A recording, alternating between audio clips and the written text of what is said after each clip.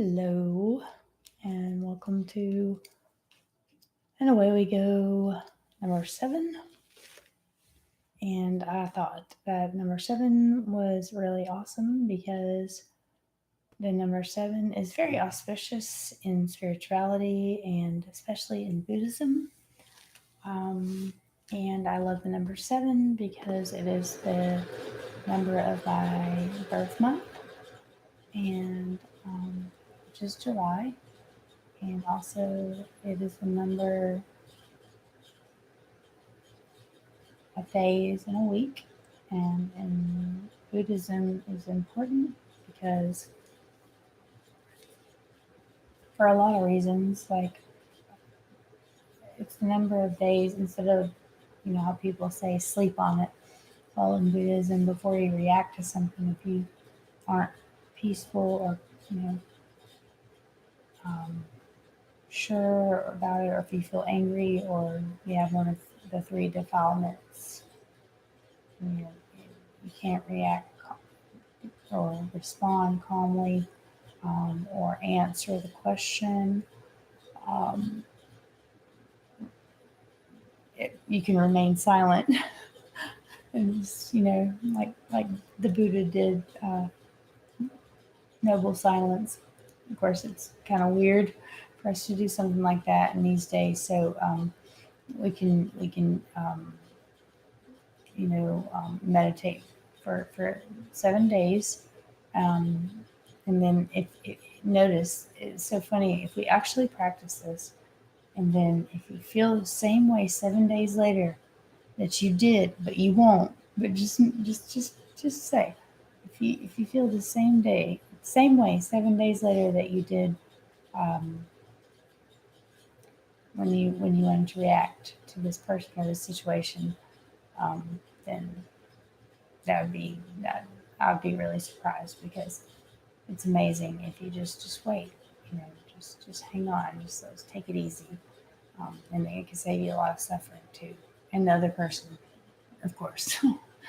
But when you save yourself a lot of suffering by hurting someone else, really, when you hurt someone else, you're hurting yourself. Is my point. So 7 days, and what's really interesting is that the Buddha, when he was born, his mother passed away, and after he was born, 7 days after he was born.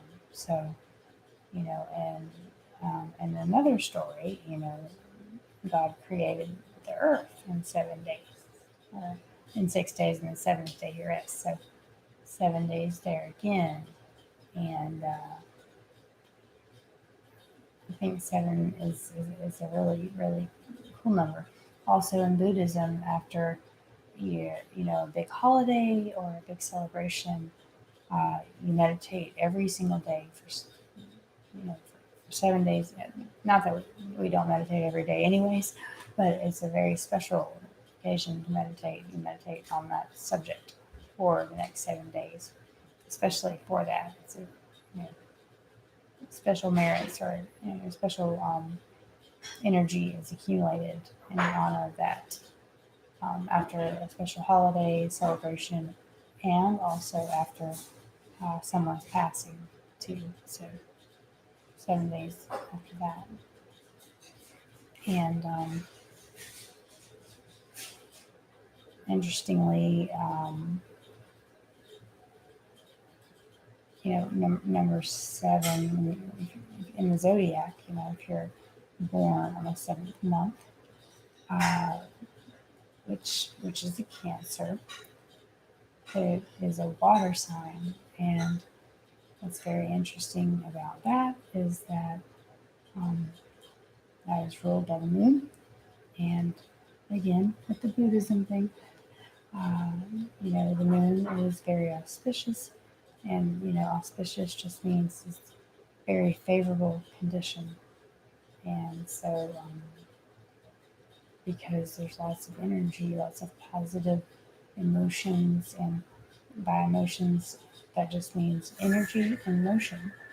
So, monks, and the Buddhist monks say that, the Buddha could meditate better. Even, everybody can meditate better, but even as a nurse, I'm a nurse, and the pregnant women still go by a lunar calendar for their pregnancy months. So still to this day, women are actually pregnant for 10 months, 10 lunar months. But by the weeks, they're actually pregnant 10 months. But you go, it sounds like 9 months, but if you look it up. They're actually pregnant 10 months. It's a 10. They go by lunar months still to this day. It's pretty interesting. So yeah, lots of things are governed by the moon, and so if you believe in astrology at all, which I really do, obviously, then you know, being born under your being Cancer, you're a crab, and crabs, are near the water, and water signs are governed by the moon, and that's in the seventh month, which is July, and July is our Cancer, the crab, so which also comes with lots of emotion, lots of sensitivity, but also lots of intuition. So lots of good and lots of bad, but you know what? That's why we meditate. That's why we have to stay balanced. So, also, what's interesting about the number seven, we also have seven chakras in our body. Some believe that's also an ancient. That comes from Sanskrit, but also in Sanskrit you can go way deeper, and there's like hundreds of meridian chakras, all kinds of things. But basically, the basic system is seven chakras, and it starts from the base of your spine to the crown of your head. And those, again, with the energies, emotions, um, they correlate with different things when they're imbalanced in your energy centers or chakras or vortexes of funnels of energy. When they're either underactive or overactive, they manifest as emotional problems or things like this. And then, even further, if you don't deal with those, they can manifest into physical problems, dis-ease in the body, pain in the body. That's why sometimes when you get a massage and someone kind of, works out those energies in motion. For instance, when someone goes to get a massage or a chiropractor, they just let out tears and they cry. That's because all that pent up energy and emotion has been released finally, and it's free, and because some people can't let their mind free, and that's what meditation does for me. And but just because you do it one time, I mean, okay, I'm done. I wish so, but that's not the case. That's why it's not about the journey; it's about the destination. You have to keep doing it, do it every day. But that's the joy of it. It doesn't ever feel like work. It shouldn't ever feel like work. I think it's a joy and a pleasure and an honor, and I'm grateful to be alive. So um, back to the seven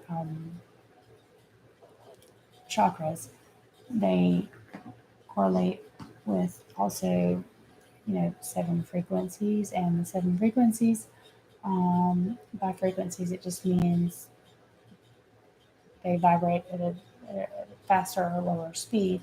So the higher frequency vibrates faster, lower frequency vibrates slower.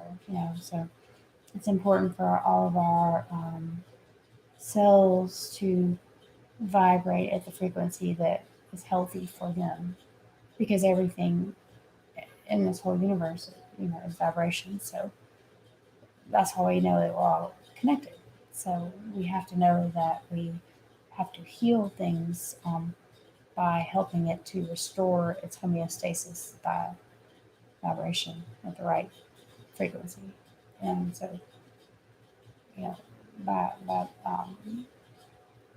all this stimuli and all these chemicals and, pollution or, stress and this, medicine and, toxicants and all the kinds of things that we do to ourselves and things that are done to us or just whatever, then we have to kind of self heal and you know free ourselves of these things and kind of let these toxins out and do our holistic modalities to restore the balance. You know, because the body is healing. You know, we just have to remember that. That's what we're here to do. Remember, so we can break the samsara wheel.